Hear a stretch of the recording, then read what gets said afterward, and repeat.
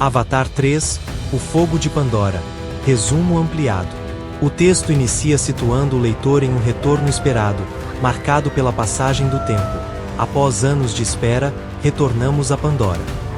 Essa frase carrega um forte sentimento de expectativa coletiva, sugerindo que Pandora não é apenas um cenário fictício, mas um lugar simbólico que permaneceu vivo na memória do público ao longo dos anos. O tempo decorrido reforça a ideia de amadurecimento, tanto do universo narrativo quanto do próprio espectador. O verbo retornamos é especialmente significativo, pois cria uma experiência compartilhada, incluindo o leitor nessa viagem e estabelecendo uma cumplicidade imediata, como se todos fizessem parte desse reencontro tão aguardado.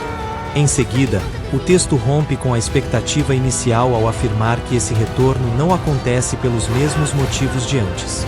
Quando diz não apenas para contemplar sua beleza exuberante ou suas paisagens deslumbrantes, o autor resgata a imagem clássica de Pandora como um mundo harmonioso, visualmente encantador, quase sagrado em sua relação com a natureza. Essa lembrança funciona como um ponto de comparação com o passado, evocando admiração e encantamento, mas também deixando implícito que essa fase já não é suficiente para definir a nova experiência. O recurso do contraste prepara o leitor para uma mudança significativa de tom, de enfoque e de significado. A virada central ocorre com a frase agora. Pandora nos conduz diretamente ao fogo. Essa imagem é abrupta e impactante, quebrando de vez a ideia de contemplação tranquila. O fogo, aqui, não deve ser compreendido apenas em seu sentido literal, mas como um símbolo poderoso e multifacetado. Ele representa conflito, violência, destruição, sofrimento e, ao mesmo tempo, transformação. Diferente da passividade do olhar contemplativo do passado, esse novo momento exige posicionamento, resistência e enfrentamento. Pandora deixa de ser apenas um espaço de admiração estética e passa a se configurar como um palco de tensões profundas, onde escolhas difíceis precisam ser feitas. Quando o texto afirma que esse fogo consome corpos, crenças e laços familiares, o impacto simbólico se amplia ainda mais. A narrativa deixa claro que as consequências do conflito não se limitam ao plano material, mas atingem dimensões emocionais, culturais e espirituais. Há uma sensação de perda total, que atravessa diferentes camadas da existência. Os corpos representam o sofrimento concreto, a dor física e o custo humano do confronto, lembrando que toda guerra deixa marcas visíveis e irreversíveis. As crenças apontam para o colapso de valores, tradições e visões de mundo, sugerindo que aquilo que antes sustentava identidades e dava sentido à vida passa a ser questionado ou destruído. Já os laços familiares evidenciam que o conflito alcança o núcleo mais íntimo das relações, rompendo afetos, separando pessoas e mostrando que ninguém permanece ileso diante da violência. Dessa forma, o texto sugere que a nova jornada em Pandora é marcada por dramas humanos profundos e intensos, nos quais o espetáculo visual, embora ainda presente, deixa de ser o centro da experiência. Em seu lugar, surgem reflexões mais densas sobre guerra, identidade, pertencimento, perda e sobrevivência. O planeta deixa de ser apenas um cenário exótico e fascinante e se transforma em um espelho de conflitos universais, reconhecíveis em qualquer contexto histórico ou social. Assim, o leitor é convidado a enxergar Pandora não apenas com os olhos, mas também com consciência crítica e sensibilidade emocional, percebendo que, por trás da fantasia, há questões profundamente humanas sendo colocadas em jogo.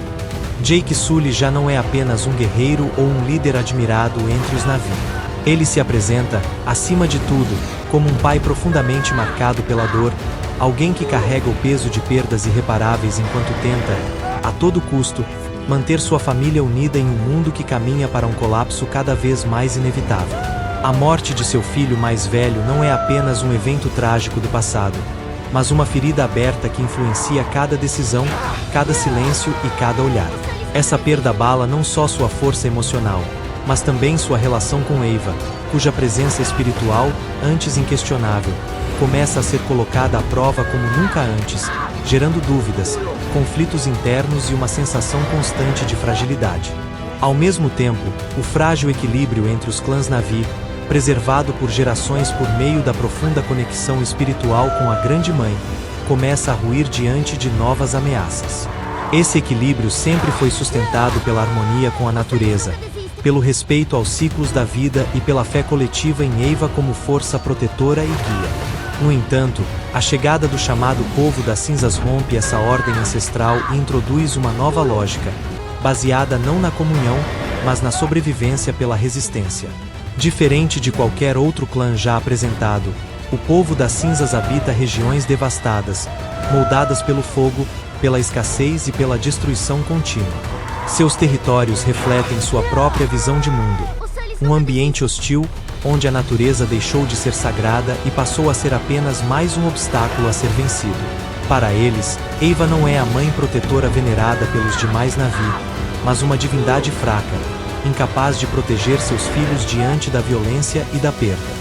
Essa descrença transforma completamente sua relação com Pandora e com os outros clãs.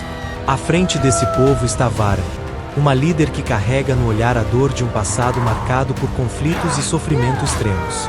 Sua expressão revela não apenas raiva ou frieza, mas a memória de tudo o que foi perdido. Varan acredita profundamente que a fé não salva, que a espiritualidade não impede a destruição e que apenas a força, a disciplina e a dureza garantem a sobrevivência. Sua convicção não nasce da crueldade gratuita, mas de uma experiência brutal com um mundo que, segundo ela, falhou em proteger os mais fracos. Assim, o confronto que se desenha não é apenas físico ou territorial, mas também ideológico e espiritual.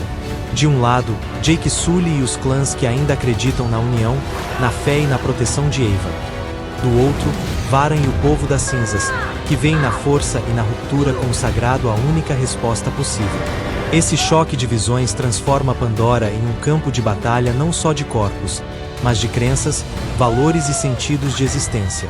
Enquanto isso, os filhos de Jake tentam encontrar algum respiro em meio ao luto que se instalou na família como uma presença constante e silenciosa.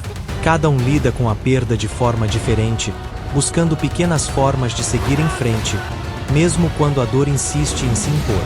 O vazio deixado por Neteion não é apenas a ausência de um irmão, mas a quebra de uma sensação de segurança que antes parecia inabalável.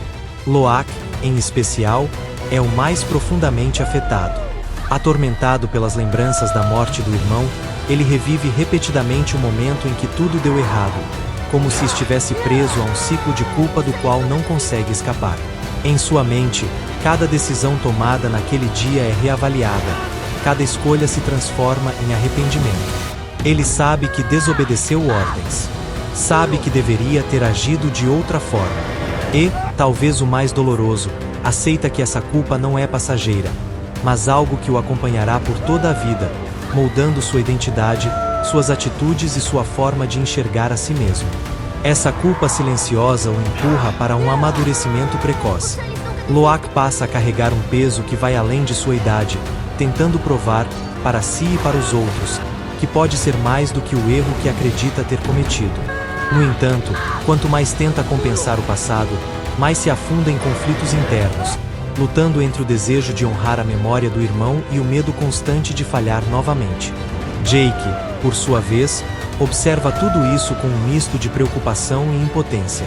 Como pai, ele sofre ao ver os filhos enfrentando dores que jamais desejou para eles.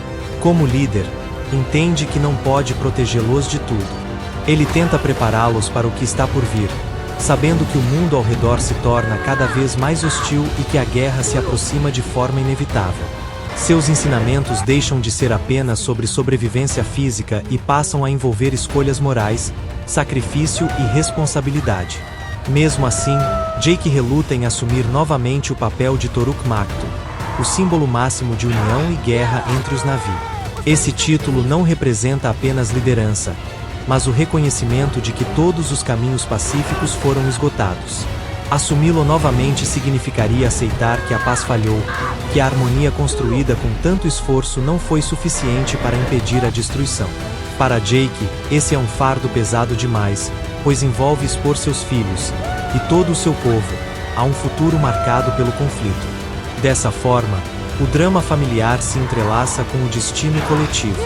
O luto, a culpa e o medo não são apenas sentimentos individuais. mas forças que influenciam decisões capazes de mudar o rumo de Pandora. Entre o passado que dói e o futuro que ameaça, Jake e seus filhos precisam aprender a seguir adiante, mesmo quando o preço parece alto demais. Neytiri vive constantemente dividida entre a fúria e a dor, dois sentimentos que se misturam e se alimentam mutuamente. Longe de sua floresta natal e afastada de sua tribo, ela sente que perdeu muito mais do que um território físico. Para Neytiri, a floresta não era apenas um lar, mas a extensão de sua identidade, o espaço onde sua espiritualidade se fortalecia e onde sua história estava enraizada. A perda de seu filho aprofunda ainda mais esse vazio, criando uma ferida que parece impossível de cicatrizar. Somado a isso, a distância de Eva e da vida que conhecia faz com que parte de sua fé também seja abalada, deixando-a à deriva entre o que foi e o que restou. Ainda assim, Neytiri encontra forças onde pode. Jake e seus filhos se tornam seu ponto de apoio, a razão pela qual ela continua lutando para seguir em frente, mesmo quando a dor ameaça dominá-la por completo. O amor pela família a mantém de pé, mas não apaga o ressentimento crescente que ela nutre contra os humanos. A cada nova perda, a cada nova ameaça, esse rancor se intensifica, transformando sua tristeza em uma raiva contida, pronta para explodir. Neytiri passa a enxergar os humanos não apenas como invasores, mas como a origem de tudo o que lhe foi arrancado. Paralelamente a esse conflito emocional, a ameaça humana nunca deixou Pandora de fato. A RDA permanece presente, persistente e determinada, avançando com seus planos de dominação e exploração. À frente dessa nova investida está novamente o coronel Miles Quaritch, cuja obsessão nunca se dissipou. Agora habitando um corpo Na'vi, mas mantendo intacta sua mente fria e implacável, ele retorna ainda mais perigoso. Sua nova forma não representa uma mudança de valores, mas apenas um meio mais eficiente de caçar. Sua missão é clara e pessoal: eliminar Jake Sully. Para Quaritch, Pandora jamais foi um lar ou um ecossistema digno de respeito. Ela é, para ele, um campo de guerra, um território a ser conquistado e dominado. Sua visão militar transforma tudo ao redor em estratégia, alvo e obstáculo. O fato de habitar um corpo Na'vi apenas aprofunda o simbolismo de sua presença. Ele se torna a personificação da violação, alguém que usa a forma do inimigo sem jamais compreender sua essência. É nesse cenário de conflitos que surge Spider, o filho humano de Quaritch. Criado entre os Na'vi, Spider vive dividido entre dois mundos que nunca se encaixaram plenamente. Embora seja humano, sua criação o aproximou dos costumes, dos afetos e da forma de viver dos Na'vi, fazendo com que ele jamais se sentisse completamente pertencente a qualquer lado. Essa dualidade marca profundamente sua identidade, colocando-o em constante conflito interno. Spider passa, então, por uma transformação inédita após um evento misterioso ligado à conexão espiritual de Pandora. De forma inesperada, ele desenvolve a capacidade de respirar o ar do planeta sem o uso de máscaras, algo considerado impossível para os humanos. Essa mudança não é apenas biológica, mas simbólica. Ela sugere que Pandora, de alguma forma, o aceitou, ou que a fronteira entre humano e Na'vi pode não ser tão rígida quanto se acreditava. Spider passa a representar uma ponte viva entre dois mundos em guerra, levantando questões profundas sobre pertencimento, identidade e o verdadeiro significado de ser parte de Pandora. Essa mudança transforma Spider em um elemento-chave dentro do delicado equilíbrio de forças que se estabelece em Pandora. Sua existência passa a carregar múltiplos significados, dependendo de quem o observa. Para a RDA, ele deixa de ser apenas um jovem humano e se torna uma possibilidade estratégica inédita. A prova viva de que a adaptação total ao planeta é possível. Spider representa, para eles, a chance de colonizar Pandora de forma definitiva, sem a dependência de tecnologias externas, máscaras ou limites biológicos. Ele é visto como um avanço, um experimento bem-sucedido e, ao mesmo tempo, uma ferramenta a ser explorada. Para Jake, no entanto, Spider não é um recurso nem uma ameaça. Ele é um filho. Jake o vê como parte de sua família, alguém que cresceu ao lado de seus próprios filhos, compartilhando perigos, aprendizados e afetos. Independentemente do sangue ou da origem, Jake reconhece em Spider a mesma vulnerabilidade e o mesmo direito à proteção que concede aos demais. Essa visão entra em choque direto com a lógica utilitária da RDA, reforçando o conflito entre humanidade e exploração. Para Neytiri, a presença de Spider é mais complexa e dolorosa. Ele se torna um lembrete constante da perda que ela carrega, uma ferida que nunca se fecha completamente. Sua origem humana desperta sentimentos contraditórios, misturando rejeição, raiva e culpa. Spider simboliza tudo aquilo que lhe foi tirado, ao mesmo tempo em que ocupa um espaço afetivo dentro de sua própria família. Essa ambiguidade torna sua relação com ele marcada por tensão e silêncio, revelando o quanto o luto ainda molda suas emoções. Para Kiri, porém, Spider significa algo ainda mais profundo e difícil de nomear. A ligação entre os dois ultrapassa explicações racionais ou emocionais comuns. Existe entre eles uma afinidade silenciosa, quase intuitiva, como se ambos compartilhassem um lugar intermediário entre mundos distintos. Spider parece enxergá-la além das palavras, enquanto Kiri percebe nele algo que escapa às definições tradicionais de humano ou navio. Kiri, desde o nascimento, demonstra uma conexão única e extraordinária com Eva. Diferente de qualquer outro navio, ela não apenas acredita na presença da Grande Mãe, mas a sente de forma direta, intensa e quase visceral. A natureza responde a ela com facilidade incomum, os espíritos parecem reconhecê-la, e sua sensibilidade ultrapassa os limites conhecidos da espiritualidade navio. Essa ligação desperta admiração, mas também estranhamento e medo. Com o tempo, descobre-se que Kiri não possui um pai biológico. Sua origem foge completamente aos padrões naturais conhecidos. Ela nasceu diretamente da vontade de Eva, fruto de um acontecimento que só pode ser compreendido como um milagre espiritual. Não houve união, não houve linhagem tradicional. Houve apenas a manifestação da Grande Mãe, criando vida a partir de si mesma. Kiri é, literalmente, filha de Eva. Essa revelação altera profundamente sua posição em Pandora. Ela deixa de ser apenas mais uma criança Na'vi e passa a carregar um significado sagrado, quase profético. Sua existência levanta questionamentos sobre destino, equilíbrio e o futuro do planeta. Ao mesmo tempo em que representa esperança, ela também se torna um alvo potencial, pois tudo aquilo que é sagrado tende a ser cobiçado, temido ou destruído.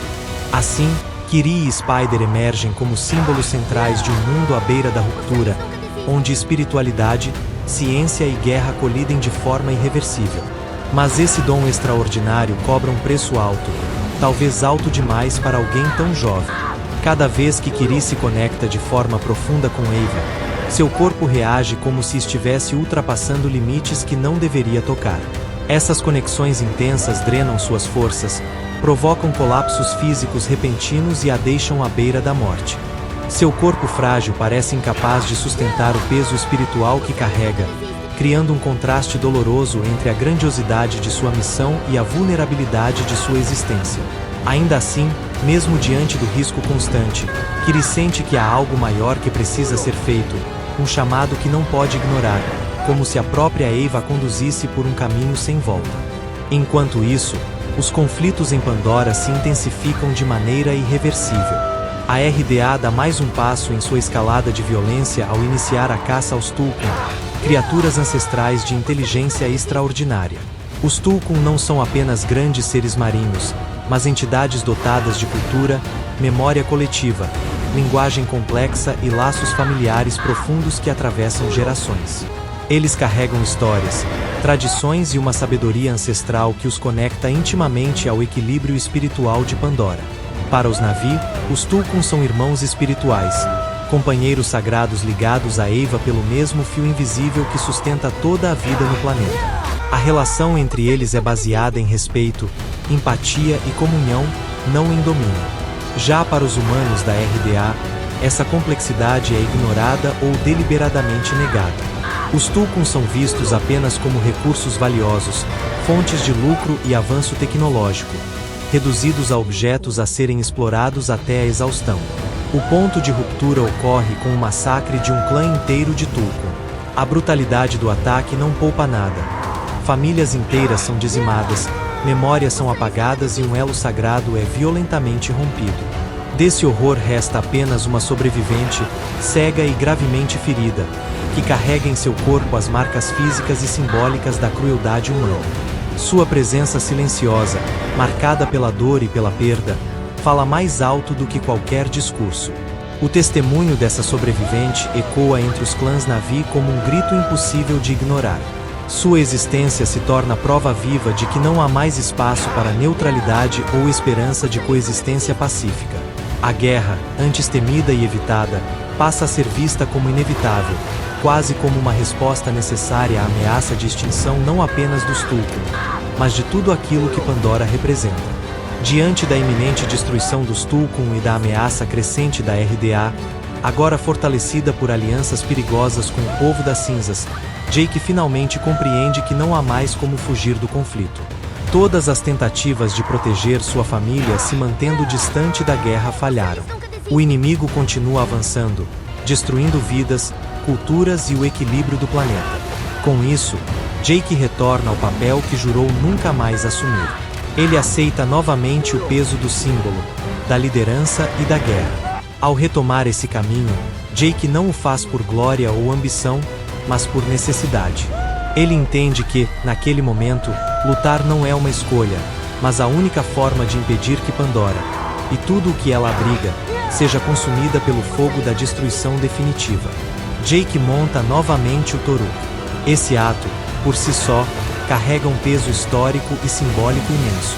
Não se trata apenas de dominar uma criatura lendária, mas de assumir publicamente um destino que ele tentou evitar por muito tempo. Ao se ligar ao grande predador dos céus, Jake aceita o fardo da liderança absoluta e da guerra inevitável. O vínculo entre homem, Na'vi e Toruk sela um pacto silencioso. Não há mais retorno possível. O céu de Pandora se cala.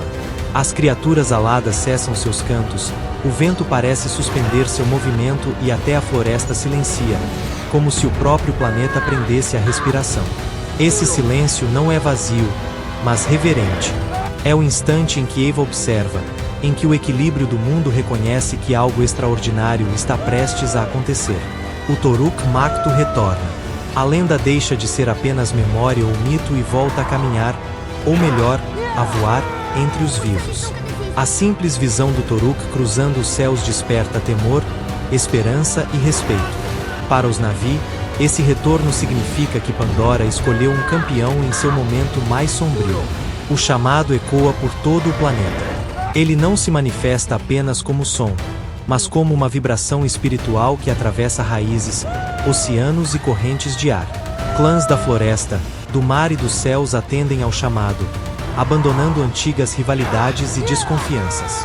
Povos que jamais lutaram lado a lado começam a marchar como um só.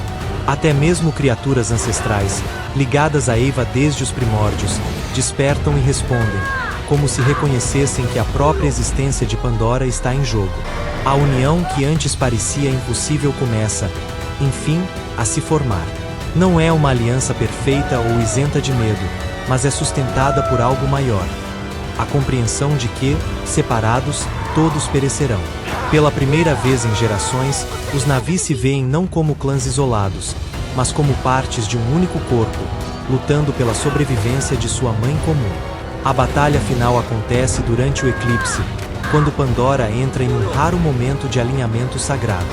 A luz se transforma, as sombras se alongam e o céu assume tons irreais, como se o próprio tempo estivesse suspenso. Esse fenômeno não é apenas astronômico, mas espiritual, um sinal de que o confronto ultrapassa o plano físico e toca o destino do planeta. Humanos, o povo das cinzas e os Na'vi entram em confronto total, em terra, água e ar. Máquinas avançam sobre raízes ancestrais, guerreiros Na'vi cruzam os céus montados em criaturas aladas, e o oceano se torna palco de um combate brutal entre aço e vida viva.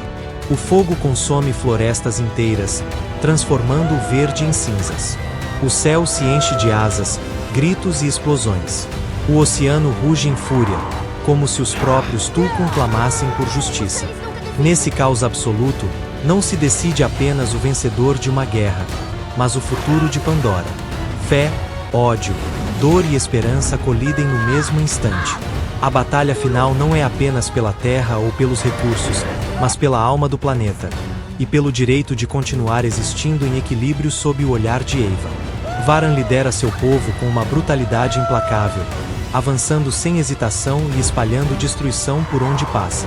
Sua guerra não é apenas contra os Na'vi ou contra Jake Sully, mas contra a própria ideia de Eva. Ela desafia abertamente a Grande Mãe, rejeitando qualquer noção de sagrado ou equilíbrio. Para Varan, a natureza não é algo a ser venerado, mas dominado, moldado pelo fogo e pela força. Sua liderança é marcada pelo medo e pela dor, e seu povo, forjado em cinzas e perdas, a segue não por fé, mas por sobrevivência. No centro do confronto, Neytiri luta com uma fúria nunca antes vista. Sua dor se transforma em movimento, seu luto em força destruidora. Cada ataque carrega o peso de tudo o que lhe foi tirado. Seu filho, sua floresta, sua paz.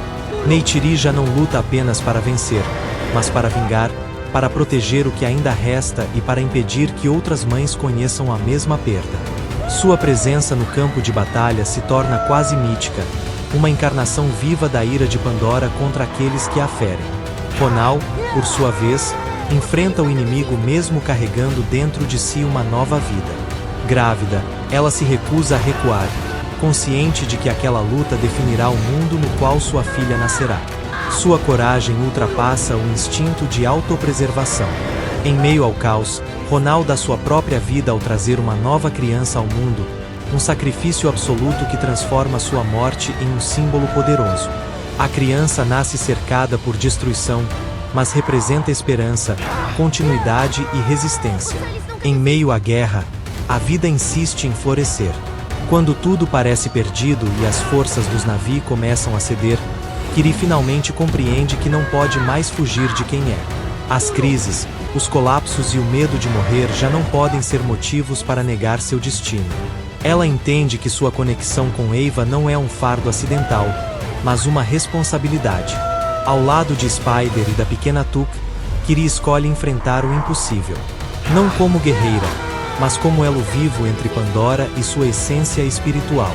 Os três se conectam diretamente à Grande Mãe, mergulhando em uma comunhão profunda e arriscada. Não é apenas uma prece, mas um chamado desesperado, carregado de dor, amor e esperança. Spider, entre dois mundos, empresta sua voz. Tuk, ainda criança, oferece sua pureza. Kiri entrega tudo o que é juntos, eles chamam por Eva, não para pedir vitória, mas para pedir sobrevivência. E Eva responde. A resposta não vem em palavras, mas em ação. A própria natureza se levanta como nunca antes. Criaturas emergem das profundezas do oceano, avançando contra navios e máquinas. O céu se enche de Toruks, cruzando as nuvens como relâmpagos vivos. As florestas se movem, raízes se erguem, animais correm em uníssono, como se Pandora tivesse despertado por completo. Não há mais separação entre terra, água e ar.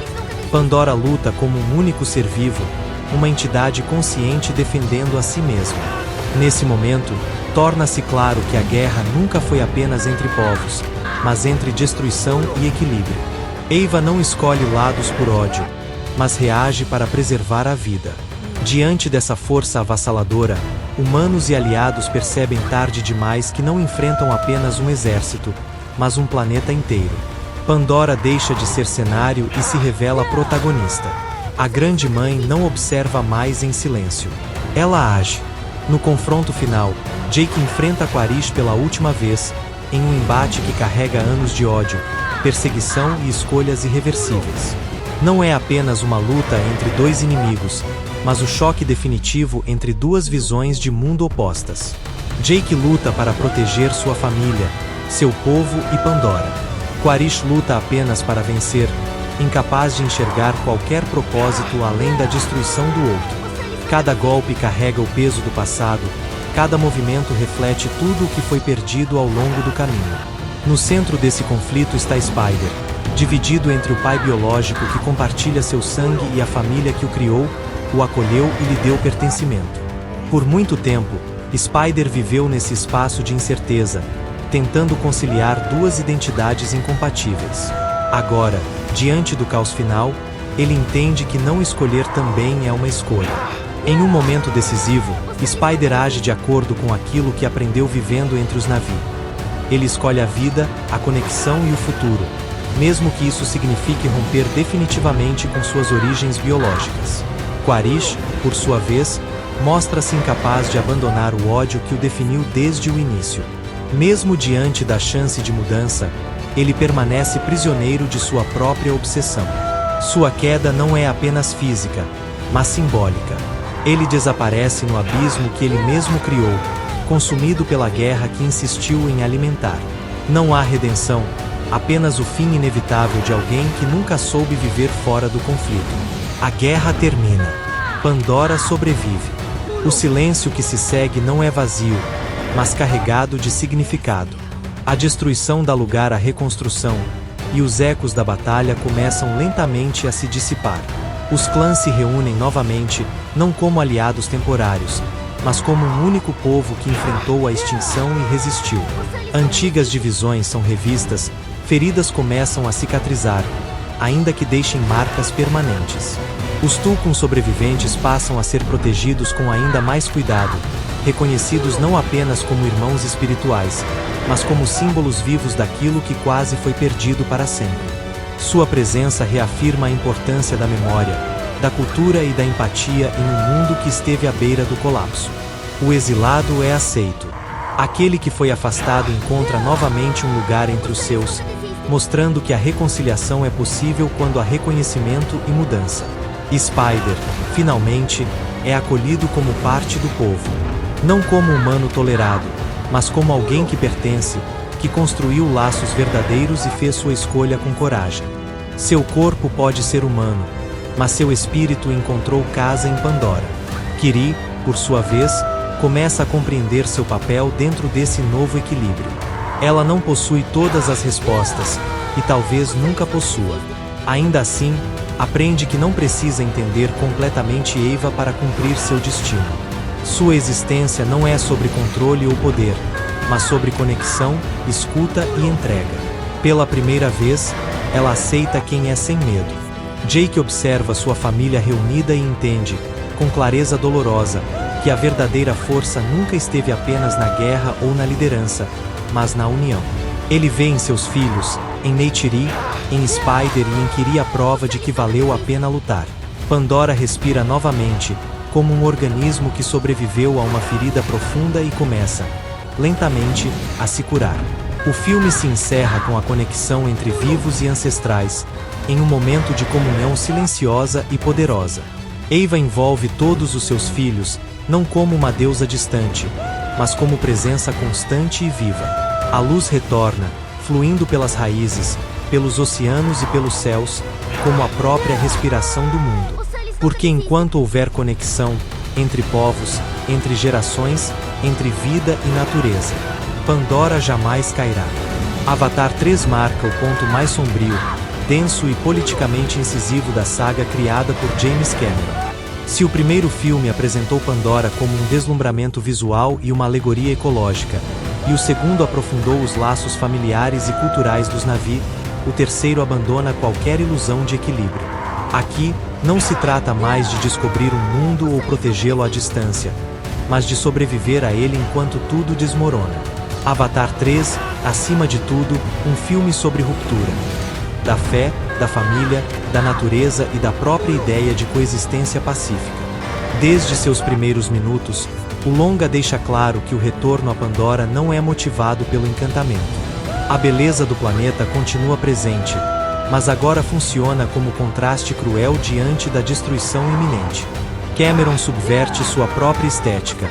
Aquilo que antes era contemplação agora se torna cenário de massacre. O espectador já não é convidado a admirar, mas a testemunhar. Pandora deixa de ser um refúgio mítico e se transforma em um campo de batalha existencial. O arco de Jake Sully é um dos mais maduros da franquia. Ele já não é o forasteiro que encontra sentido ao se integrar a outro povo, nem apenas o pai que foge para proteger seus filhos. Em Avatar 3, Jake encarna o paradoxo do líder relutante. Alguém que entende que assumir o papel de Toruk Makto significa admitir que a paz falhou. Sua trajetória é marcada pela culpa, pela perda e pelo medo de repetir ciclos de violência.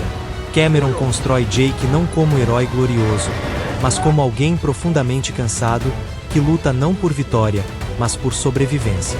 Neytiri, por sua vez, emerge como a personagem emocionalmente mais intensa do filme. Sua fúria não é gratuita nem espetacularizada. Ela nasce da perda acumulada. Longe de sua floresta, afastada de sua cultura e marcada pela morte do filho, Neytiri representa o trauma coletivo de um povo que já não encontra segurança nem mesmo na fé. Sua relação com Eva é colocada à prova, e o filme não oferece respostas fáceis. A espiritualidade, aqui, não é conforto imediato, mas conflito. Neytiri luta não apenas contra inimigos externos, mas contra a sensação de que tudo em que acreditava falhou em protegê-la. A introdução do Povo das Cinzas é uma das decisões narrativas mais ousadas de Avatar 3. Diferente de outros clãs Na'vi, eles não vivem em harmonia com a natureza, mas entre ruínas, fogo e escassez. Sua líder, Varan, não é uma vilã caricata, mas o produto direto de um mundo que colapsou. Ao rejeitar Eva como uma divindade fraca, Varan representa uma ruptura ideológica profunda dentro do próprio universo Na'vi. Pela primeira vez, o conflito não é apenas entre humanos e nativos, mas entre diferentes interpretações de sobrevivência. Cameron sugere, com isso, que a violência não nasce apenas da invasão externa, mas também do desespero interno. Nesse sentido, Avatar 3 amplia o discurso político da franquia. A RDA continua sendo o símbolo do colonialismo predatório, mas o filme vai além da crítica direta ao imperialismo humano. Ele questiona o que acontece quando a destruição se normaliza, quando a fé deixa de ser suficiente e quando a sobrevivência passa a justificar qualquer meio. O conflito deixa de ser maniqueísta e se torna estrutural. O retorno de Quaritch, agora em corpo Na'vi, reforça essa ambiguidade. Ele é a personificação da apropriação violenta. Alguém que veste a forma do outro sem jamais compreender sua essência. Quaritch não evolui, e isso é intencional. Sua incapacidade de mudar não é uma falha de roteiro, mas uma afirmação temática. Cameron deixa claro que nem todo antagonista busca redenção. Alguns existem apenas para mostrar o destino inevitável do ódio contínuo, o abismo. Spider talvez seja o personagem mais simbólico do filme. Dividido entre dois mundos, ele representa a geração que herda conflitos que não criou. Sua transformação biológica, a capacidade de respirar o ar de Pandora, carrega um peso metafórico enorme. Ela sugere que pertencimento não é biológico, mas relacional. Ainda assim, o filme não romantiza essa condição. Spider vive em constante tensão, rejeitado por uns, instrumentalizado por outros. Sua escolha final não é heroica no sentido clássico, mas ética. Ele escolhe quem o ensinou a viver, não quem o gerou. Kiri é, sem dúvida, o eixo espiritual e filosófico de Avatar 3. Sua origem como filha direta de Eva eleva o debate do filme a outro nível. No entanto, Cameron evita transformar Kiri em uma figura messiânica tradicional. Seu dom cobra um preço físico brutal, e o filme insiste em mostrar que conexão absoluta também pode ser destrutiva. A espiritualidade, aqui, não é poder sem custo. Cada colapso de Kiri reforça a ideia de que carregar o sagrado é, antes de tudo, carregar responsabilidade e dor. O arco dos Tulkun é talvez o mais devastador emocionalmente. Ao retratá-los como seres dotados de cultura, memória e laços familiares, o filme transforma sua caça em um genocídio explícito. A sobrevivente cega torna-se um símbolo silencioso da crueldade humana, e Cameron dispensa discursos. O horror fala por si. A escolha de não suavizar essa violência deixa claro que Avatar 3 não busca conforto, mas confronto moral. A batalha final, ambientada durante o eclipse, é tecnicamente grandiosa, mas narrativamente trágica.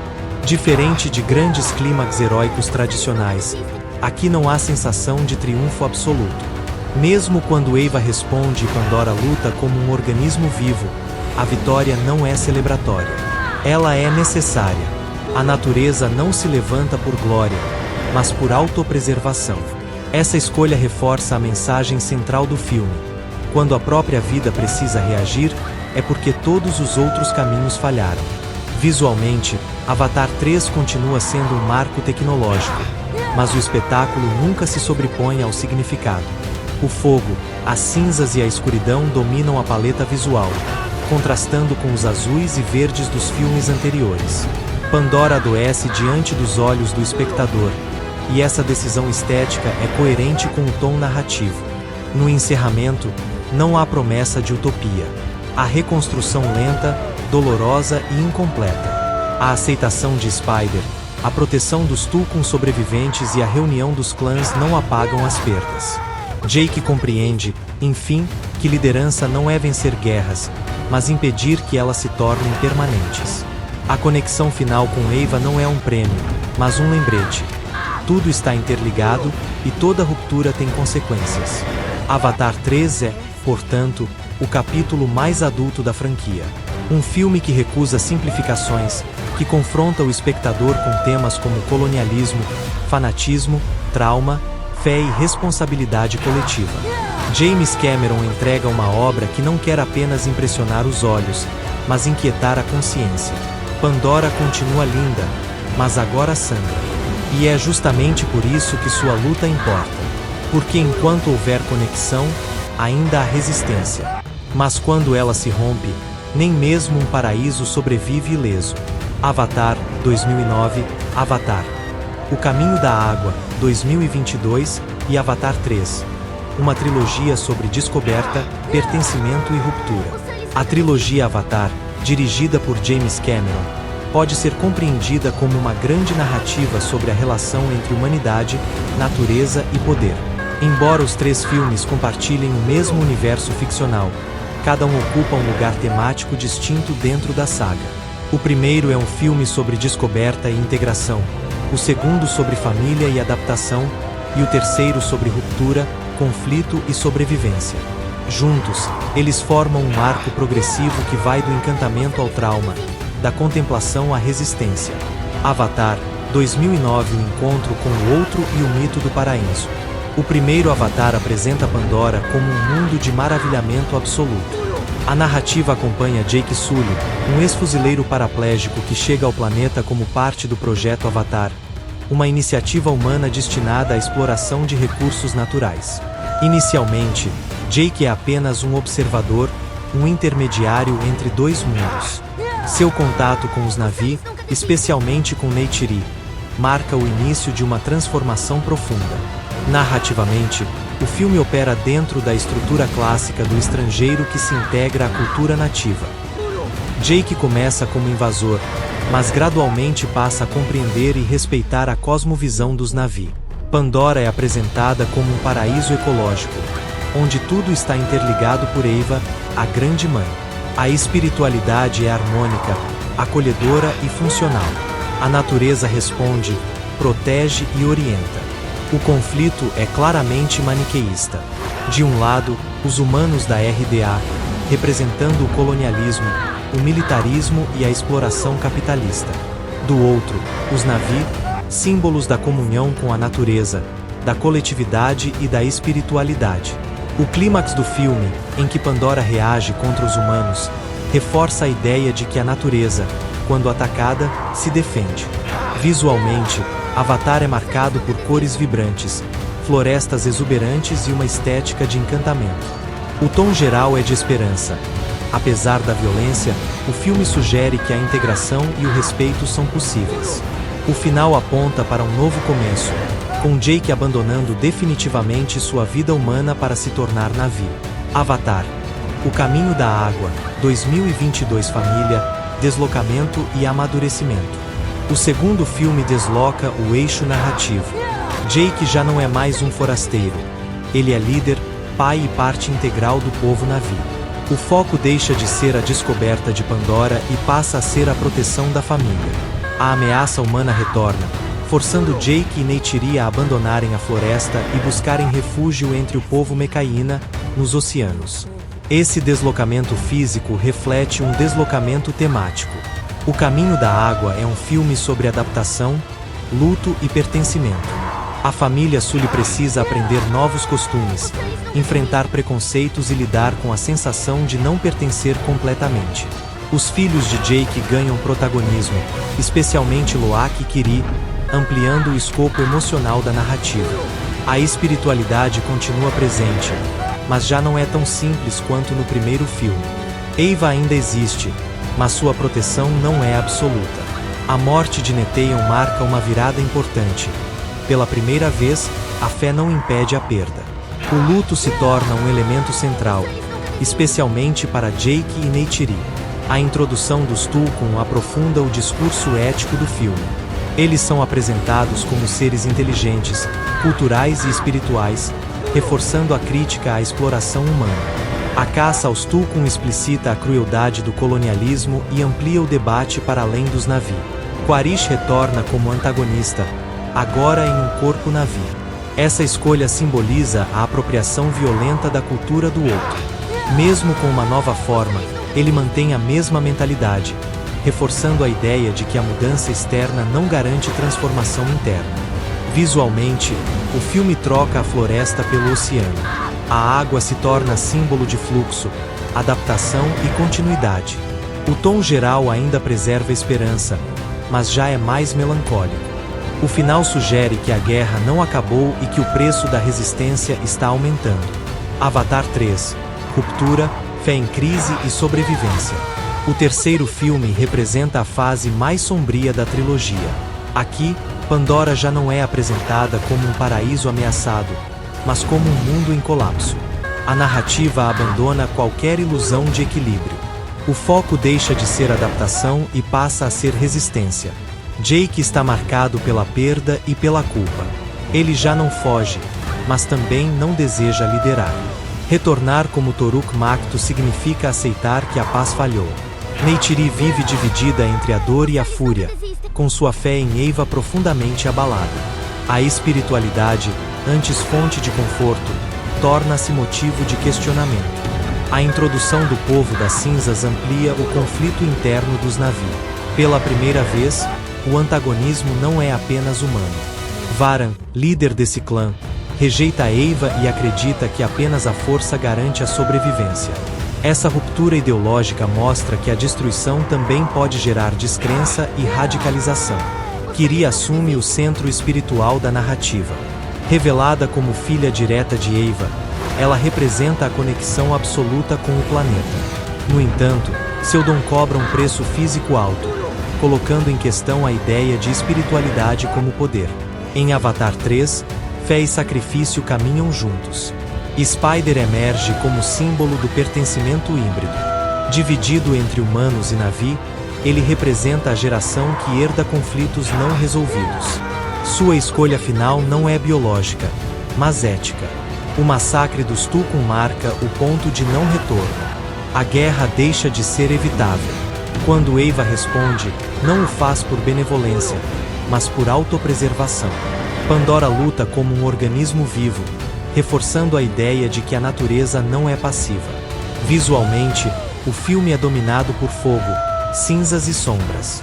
A beleza permanece, mas ferida. O final não oferece utopia, apenas reconstrução lenta e incompleta. Comparação geral e evolução temática. Os três filmes formam um arco claro. Avatar, 2009, fala sobre encantamento e integração. O Caminho da Água aborda família, adaptação e luto. Avatar 3 confronta ruptura, trauma e sobrevivência.